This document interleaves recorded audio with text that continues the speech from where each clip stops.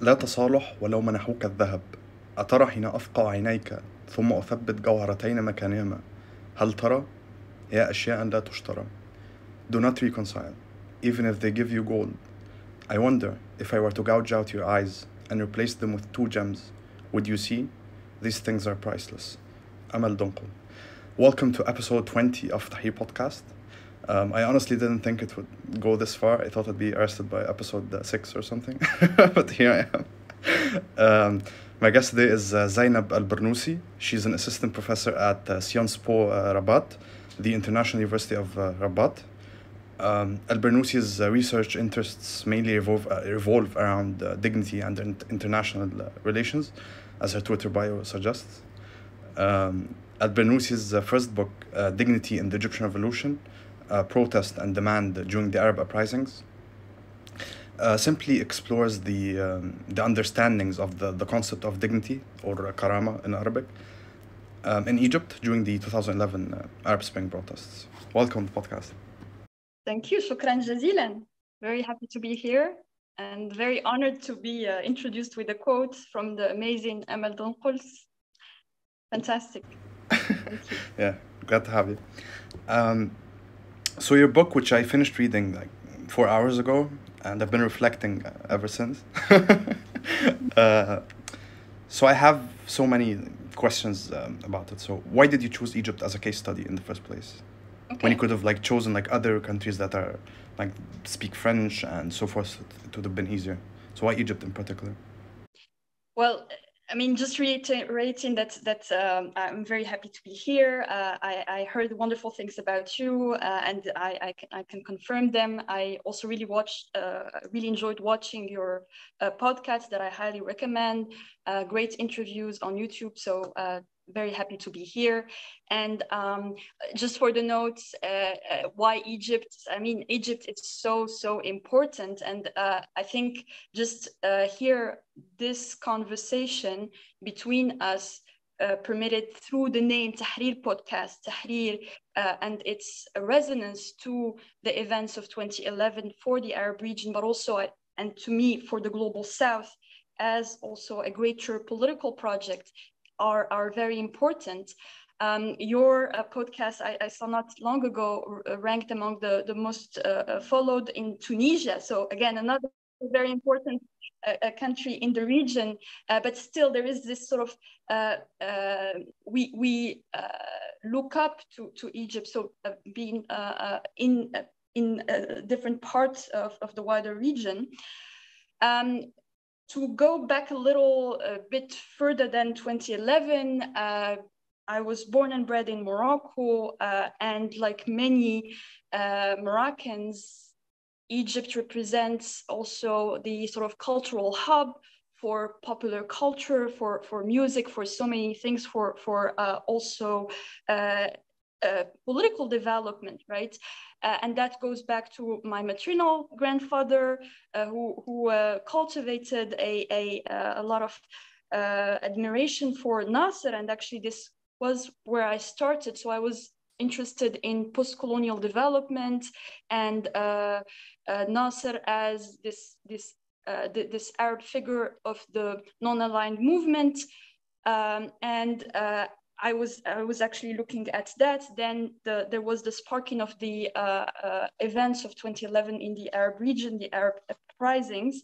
So that really caught my attention. So that was really, I mean, almost serendipitous that it happened. Not to say that of course, it has also its tragedy, but for me, Egypt represents this hub, right, for the region. It allows to look at many of the problems and also characteristics and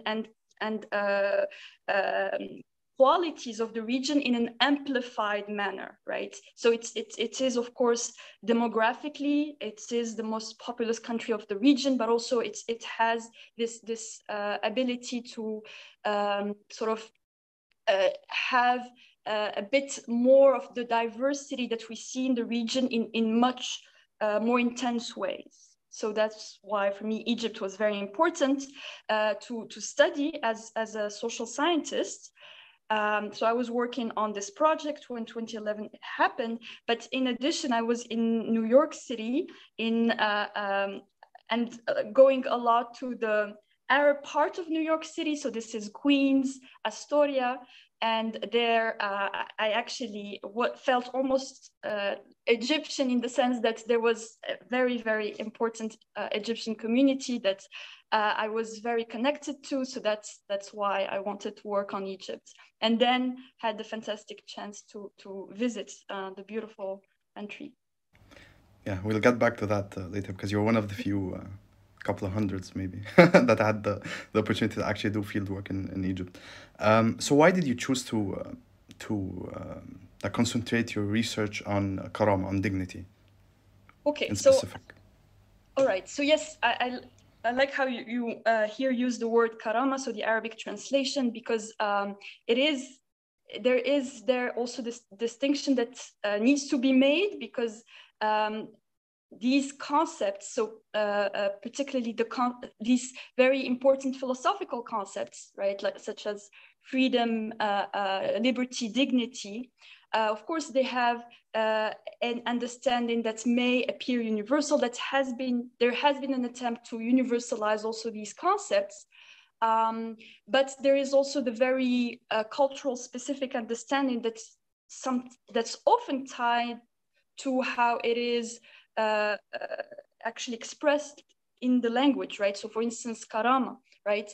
And it not only has sometimes a particular root, so it has a particular association of words that can be different from one language to another, but also it has often a specific historical setting, right? So it may be related to a particular myth or legends or things like that. So actually, Karama, I think in many cultures, it is or the equivalent of what is dignity is something very important for many cultures, right? It has this personal sort of connotation, right? Because it is connected to the value of the person, right? So it gets very personal. And to me, that was the first reason there was this part. But in addition, so actually the reasons why I wanted to focus on dignity were accumulating as I was doing my research. So there was this part that is cultural, but there was also the fact that in the start of the revolutions of 2011, quickly there were these attempts to give names, right, to the protest, to the revolution. So we heard, of course, the Arab Spring, and there was all the controversy about it. Is it a way to say, well, to sort of use a Western concept, Spring of Nations, right? But then there was also the Jasmine Revolution, for instance, right? Why this, again, is it an orientalization of the protest and so on? But dignity, I think, was a concept that was used a lot also by protesters, because it is often connected to human dignity, and human dignity is a key also concept for human rights. So particularly the Universal Declaration of Human Rights. So there is this sort of credential, right, of the Universal Declaration of Human Rights, but also of HDI, right? So particularly because Human Development Index, right, had, and particularly as it was conceptualized, had this interest in human dignity. And this started long ago, right? But during the protest, not only in the Arab region, but actually even in other parts. So we can think of Occupy Wall Street, Indignados in Spain. There was this attempt to use the word also dignity, because it's very much recognized, right? And I think I really wanted to sort of dig more that. I was very attracted to this sort of resonance of dignity as a concept, and I wanted to know more about it. And as I said previously, I was already working on post-colonial theory, and I was very interested in Nasserism and political development. And prior to that, actually, I also was very sort of sensitive to how much the concept of dignity was part of the narrative of the non-aligned movement, that there was this attempt to affirm the dignity of the third world peoples, right? And actually also in Nasser's fantastic long speeches that one can see, there was this use also of Karama, right? Specifically as a very important concept that attracts attention. So yes, this is why I was very interested in dignity as a concept and wanted to focus on it for the book. Yeah. And about your field work, I think it was all conducted in Egypt, or did you do something? Not all. So as you know, it comes with challenges to do field work in many parts of the world. I can also attest of it in the case of Morocco, where I'm based, and increasingly more, actually, unfortunately, in many parts of the world. So for my research in the book, there is the part that is an attempt to do a surveying of a politicization of dignity in different studies, right? Social studies. So from historical studies, from social studies, from philosophy, and even psychology. There is a growing interest. Actually, it's started even earlier, the interest in dignity in psychological studies. So there is that part that I thought was something that I couldn't find in the literature, this attempt to bridge different social studies in how they look at this phenomenon of the politicization of dignity, and bring them together, right? So particularly for political study, right? So here there is also sometimes this critique to political study being maybe not too confined to political science methods, right? And not maybe attempting to be more interdisciplinary. And this is also something that I value as a researcher. So trying to contribute to a multidisciplinarity. And then in terms of the other parts, so that was the grounded attempt to ground, right, my research in the field. I was working with a very, important ethnographer in my field, Baudouin Dupré, my also thesis supervisor. And he actually was working before a lot on sort of the application of Sharia law, right? So Islamic law in courts in Egypt, right? So he did these ethnographic interviews, and he advised me a lot in terms of my work there. So actually what I did, because of the limitation on how much I could stay in Egypt, how much I could do, I actually conducted a restricted number of interviews with 35 people that I repeated up to 4 times. And how it happened is that it also happened in post events, right? So after 2011, so the first ones happened in 2013 and up to 2016. And so there were key dates, right? In between, of course, many things happened, but I wanted to talk specifically about January 25th, the revolution, right? So those couple of weeks.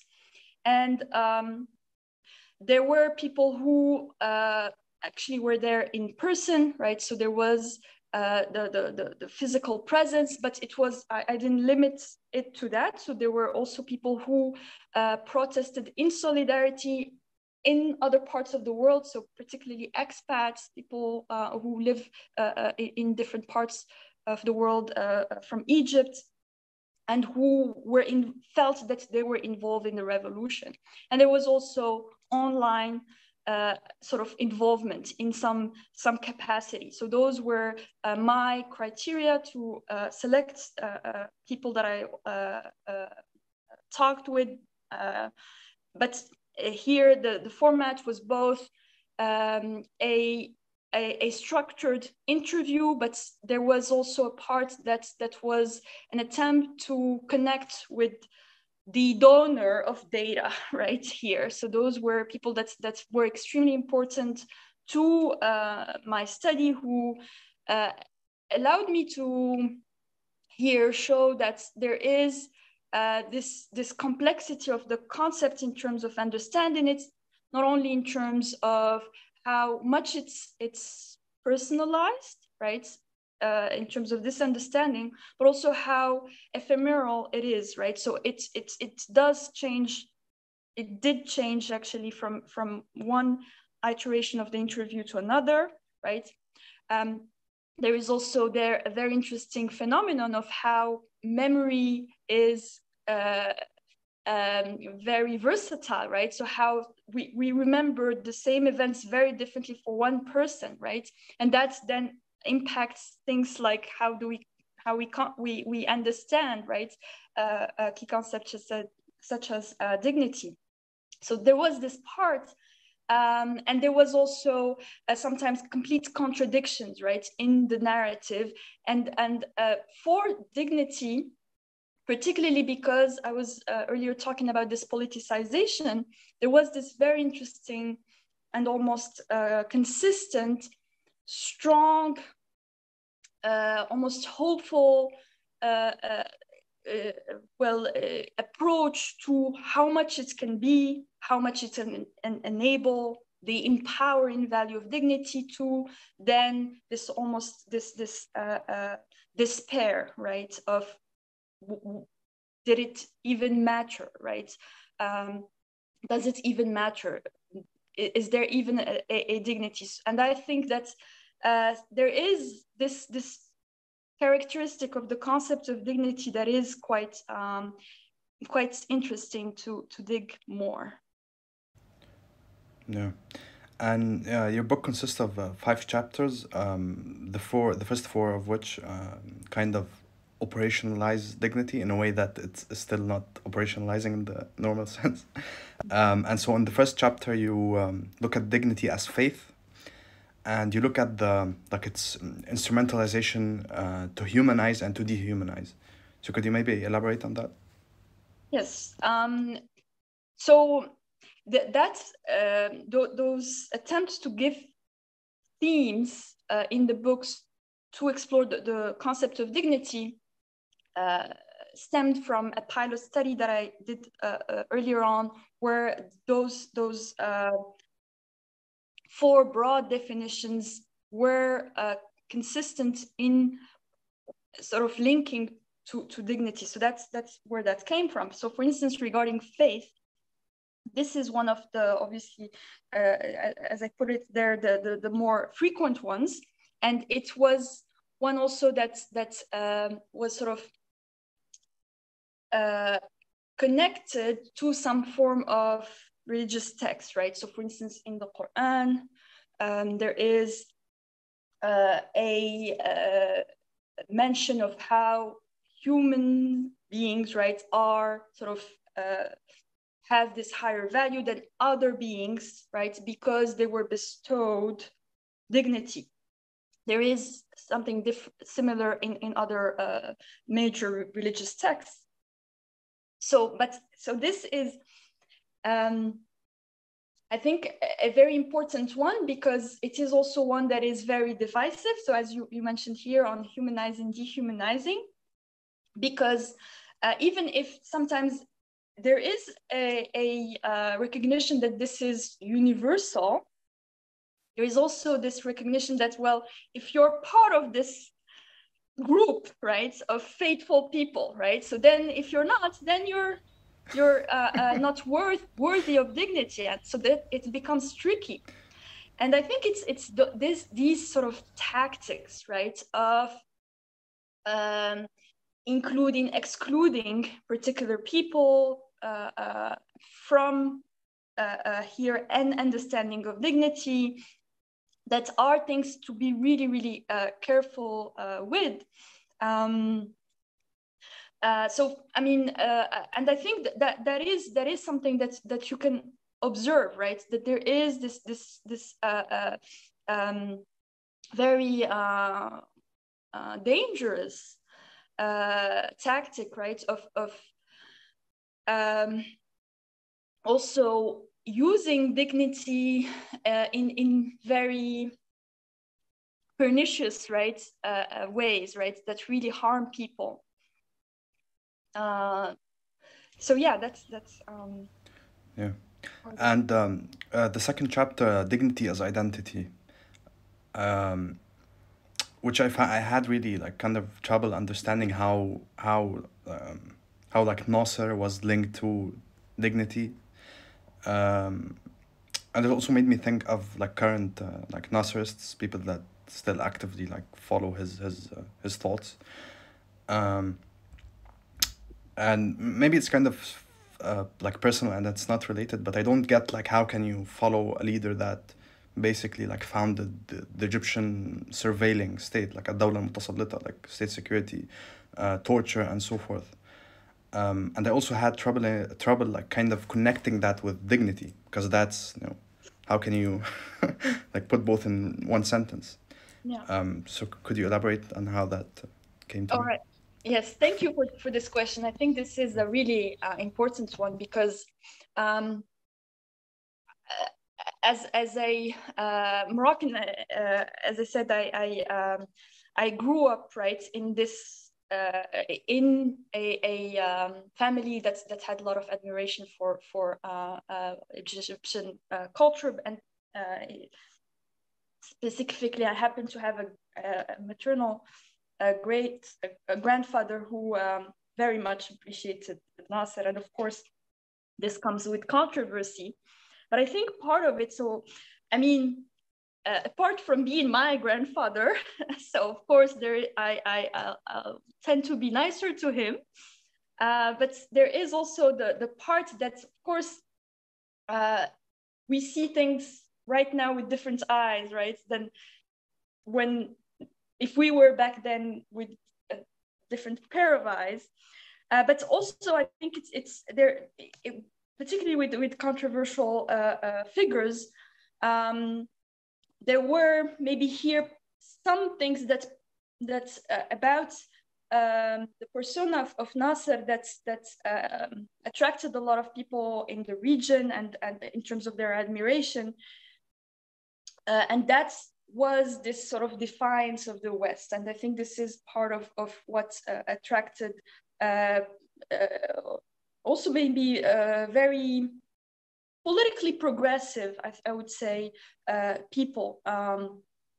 So there was this part, right? So for instance, that was also instrumentalized, I think, by Nasser himself, right, in his discourses. So in terms of using the word dignity, but linking it with this particular defiance of the downtrodden people of the third world, right?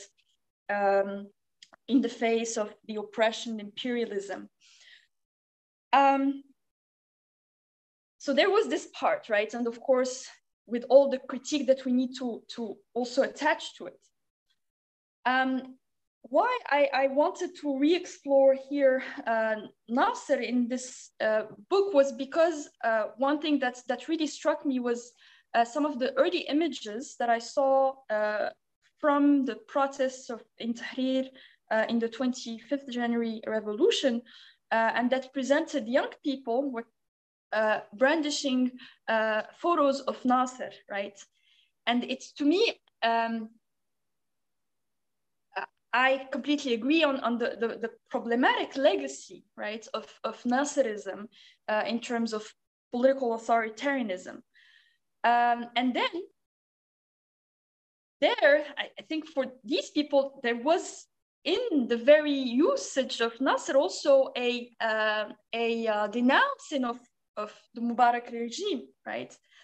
So, but it's almost appeared as a paradox, right? Because the Mubarak regime has also benefited from the legacy of Nasser, right? So, but they seem to dissociate the two figures, and of course they are different, but still, I mean, why necessarily use Nasser, right? Why not just protest against Mubarak without using necessarily Nasser? But I think that the fact that there was this strong connotation in using Nasser of defiance, almost sort of outweighed, right, the also problematic legacy of authoritarianism. So I think that was something that I thought was really interesting. But I think that sort of attempt to sort of bring back maybe Nasserism, obviously I don't think it's at the end of the day helped much, because obviously that didn't not the sort of neo-Nasserism didn't sort of really pick up. But I think that I think it's really interesting to see how there was also this maybe attempt to say that there is a continuing experience of a form of colonialism, but this time an internal colonialism. And I think here I would relate, maybe I would find maybe some similarity also with the Moroccan experience, right? Where there is still in almost I mean in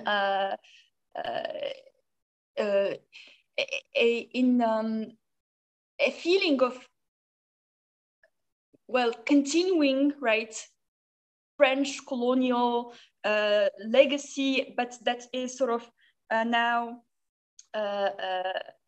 that is now sort of led by locals, right? That they are sort of continuing this legacy, which is very problematic. So I think this maybe attempt to say that there needs to be a more genuine, right, a more sort of a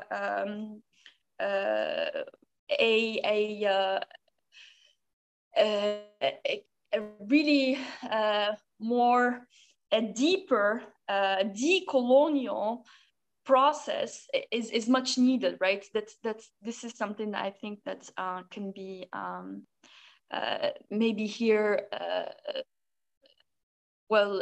concluded, right, from why a use of Nasserism can tell us something about a call for dignity. Sorry, yeah. I was rambling a lot. No worries.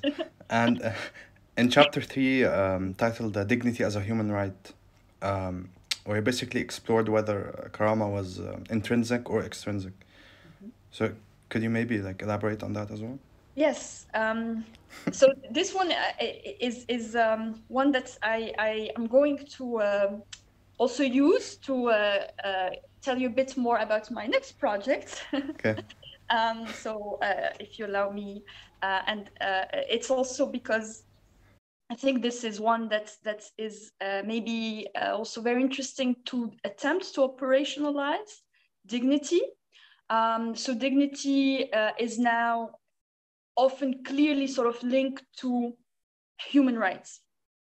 What's interesting also is that dignity already exists in many very important legal documents, mostly either mostly constitutions, right? So it's already there, and it's often also sometimes that predates, right, for instance, in the case of the region, the protest of 2011, right, where actually there were also constitutional reforms. But it's there, but it seems that it's not really there, right, in real life. So like also many legal provisions that sometimes we don't see, right, in real life. But precisely because there has been these well, discontent, right, about the status of human rights, the status of dignified life, right, around the world. Also oftentimes connected to economic precarity, right? So because there had been this wave, right, of protests, there had been a lot of legal cases, so judicial lawsuits, right, in courts where people are sort of questioning why it's not really applied. It's in the document, right? It's sometimes, even if it's not in the constitution, many countries have ratified the Universal Declaration of Human Rights, but and that's international law, right? So you can also here resort to the use of international to demand, right, a recognition of human dignity. So it starts to be addressed and be sort of become something more concrete. Now regarding the intrinsic versus extrinsic. So this is a tricky one because in the first article of the Universal Declaration of Human Rights, there is a formulation that actually states that all humans are equal in dignity. So it doesn't say that we all have dignity, but that we are equal in dignity, right? So this part is the sort of source of ambiguity regarding this intrinsic and extrinsic. So because it says that we are all equal, so what does it mean exactly? It's unclear. Does it mean that we have the same worth, right? Or that whatever we do, it doesn't affect our worth, right? Can our worth be affected somehow, right? So it's not very clear. So we, for instance, in an approach that attempts to say that there is an intrinsic understanding that's actually it's inside you, right? Okay, so then is it related to biology? Is it inside you when you're fully aware and conscious, when you're not fully aware and conscious, right? So again, more complication down that road. But still, let's say that it's just something that we accept that you have. Then there is a lot of here pushback, because then you have either in courts or even in terms of intellectual and scientific also discussion, well, a problem of how do you sort of prove that? Why would you even state that, right? How do you know? What is the interest in saying that, right? In saying that there is this sort of internal value of all human beings that we just need to accept. So I think there is absolutely a problem of course getting consensus. And yeah, it is here tricky, because the problem also with recognizing this intrinsic is, well, what could be dangers of that, right? If what could be maybe some collateral, right, effects, right, of necessarily recognizing a value, right?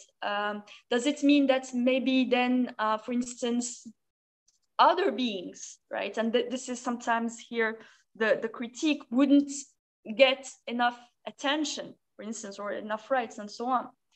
Now regarding the extrinsic, so well, here the rest of the Universal Declaration of Human Rights seems to be sort of confirming that there is that part that is extrinsic, right? That's actually to have a dignified life, then you need all these rights: the right to life, the right to abode, the right to work, and etc. Right? So in here, again, in sometimes those judicial processes, we see that there is an attempt to use more that sense of extrinsic, right? That actually we want something, right? So for instance, we want right to work, right? And to get it, right, and to sort of press on its importance as something extremely important to fundamental good life, right, and a life that is in standards of also respect of human rights, right? Then we attach it to dignity, and because it's part of having dignity, right, then we have to have it, right? And this is how sort of you win a case in courts, right? So this is something that, for instance, had been sort of the tactic in equal marriage in the United States, right? That's actually there was something missing, right? And in what could be a sort of a representation of a dignified life of a group of people, and for that they needed, right, this right to marriage. So I think that's here something really important to also watch for. So this distinction between intrinsic and extrinsic. So yeah, distinction in terms of understanding dignity.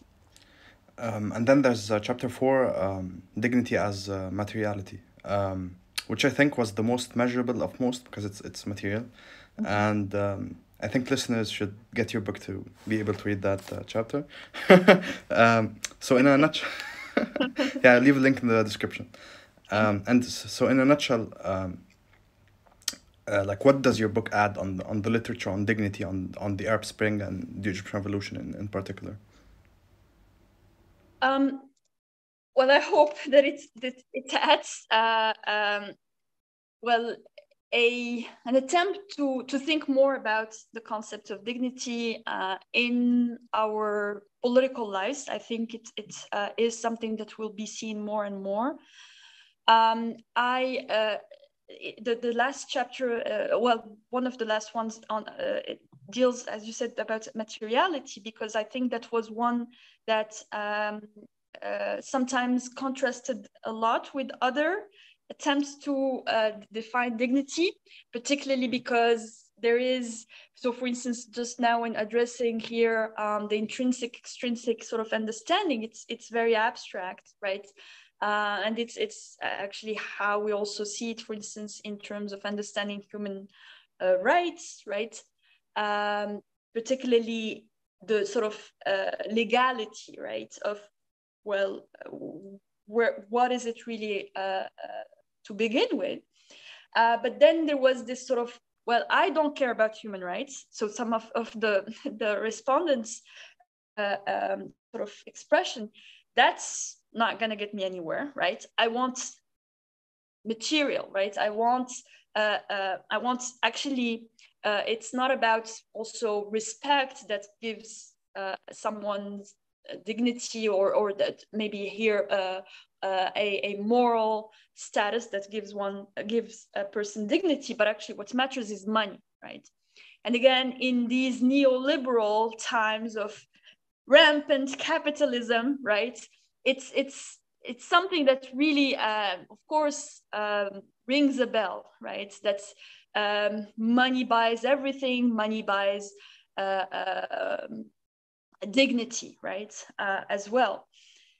And I think this sort of also context in terms of economic management that we live in also gives demands of dignity, right? So here, this attempt to politicize dignity. So when people ask for dignity, this power, right? Because it actually is very, very much anchored to our times, right? So for instance, when you demand well, let's say a right to marry, right, or demand a right to, let's say, have access to voting or have access to some status, right? And you link it to this abstract concept, right? So here you actually materialize, right, the connection, and you get something out of it. You get something concrete. So in the book, I propose the term dignition, so a portmanteau of dignity and recognition, to show how the demand of dignity can be tied to recognition. So here also to say that it also does this thing that it puts a person in the map, right?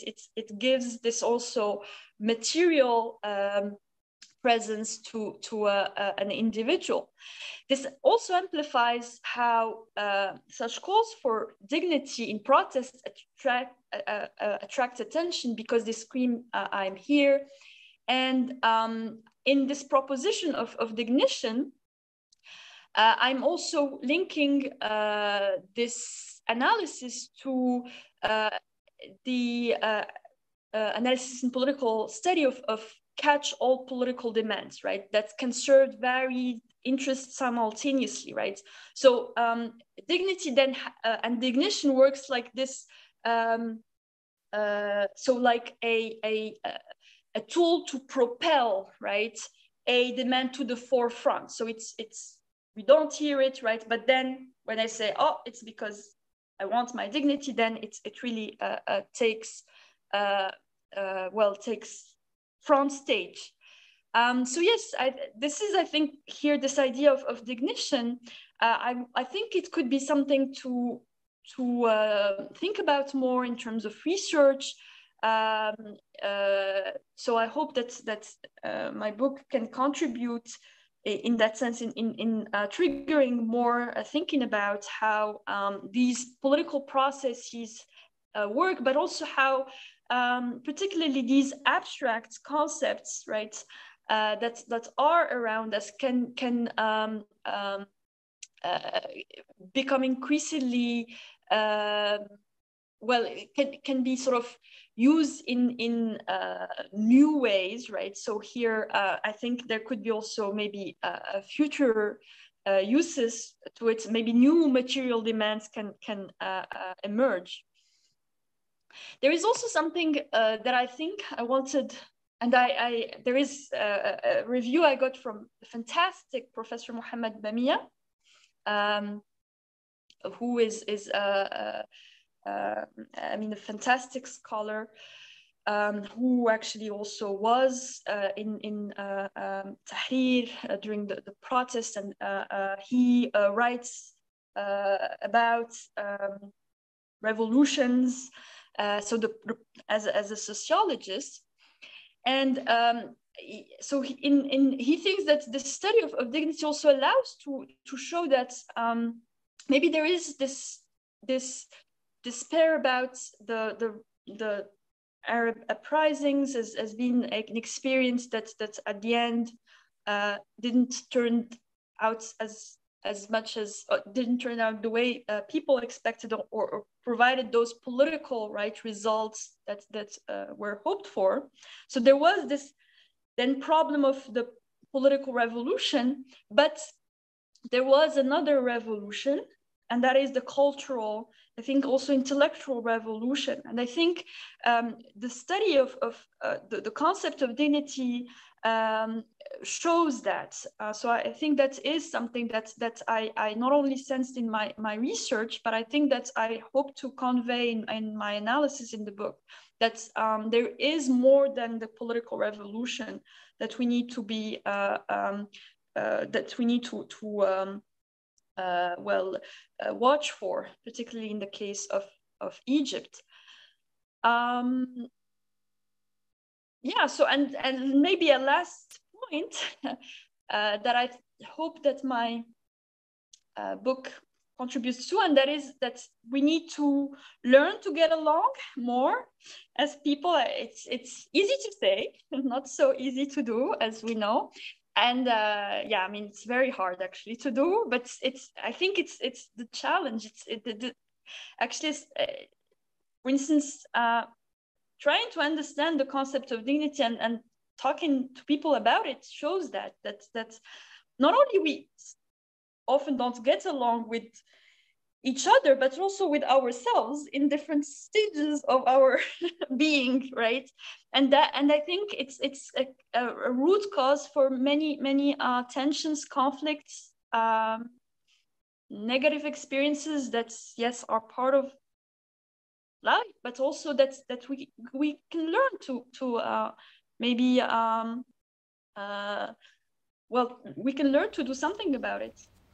Definitely, and this kind of brought to mind like discussions on democracy, or in Egypt it was quite similar. Like the Islamists had a different version of democracy, the non-Islamists had a different version, and it kind of clashed in 2012. Um, Yeah. However, I think when it comes to like the question of democracy, it's kind of like it's still complex, but it's not as complex because you could kind of like add-ons like a secular liberal democracy, and that's something definable. But when it comes to dignity, it's quite hard to attach some certain like defining characteristics. And so I want to ask you, are you working on any similar projects, equally interesting projects?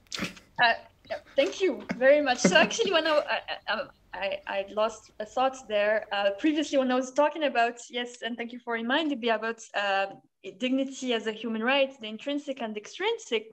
So here, the next project that I'm working on is, and here it may anger a lot of people, but I hope that I might well.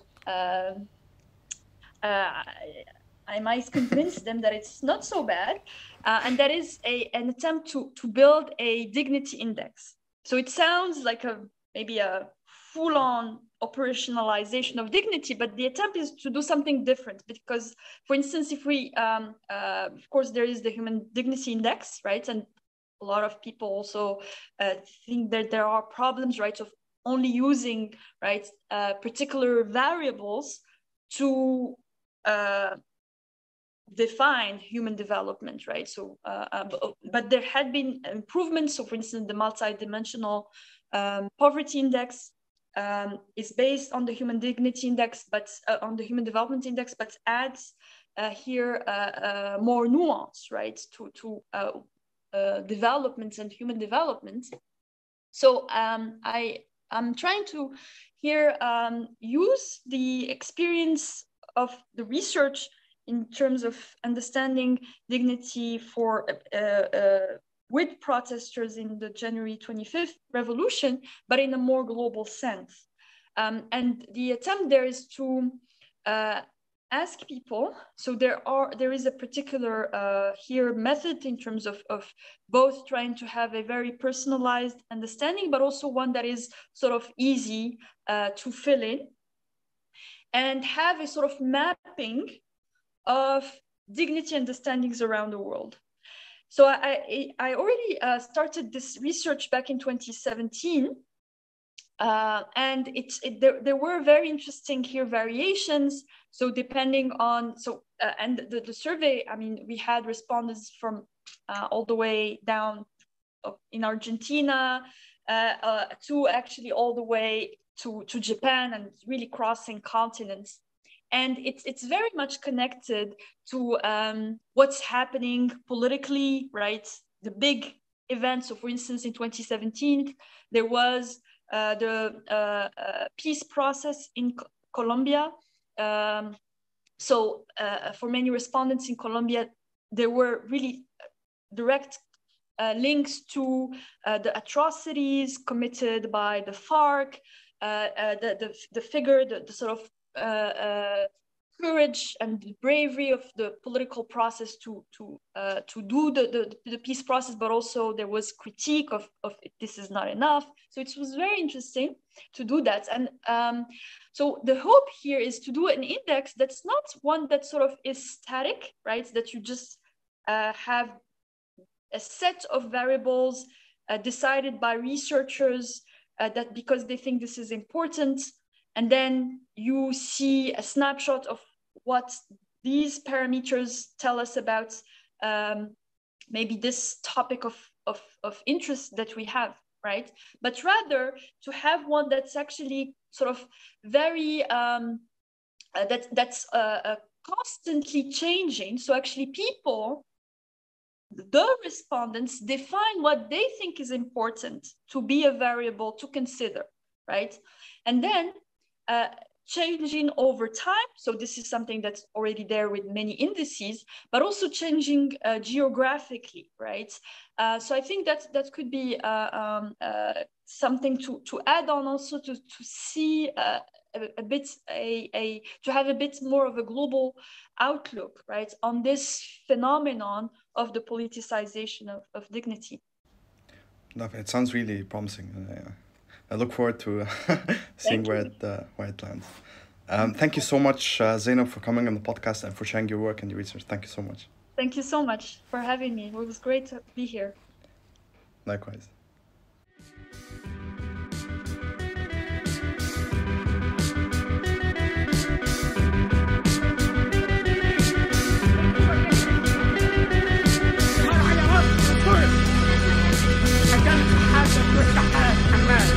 الشرقية تقرب لك مسؤول عن النظافة العالم مرتاح وأنا عارف العالم مرتاح أنا عايش وبحاول واللي ورا فرحة الشيء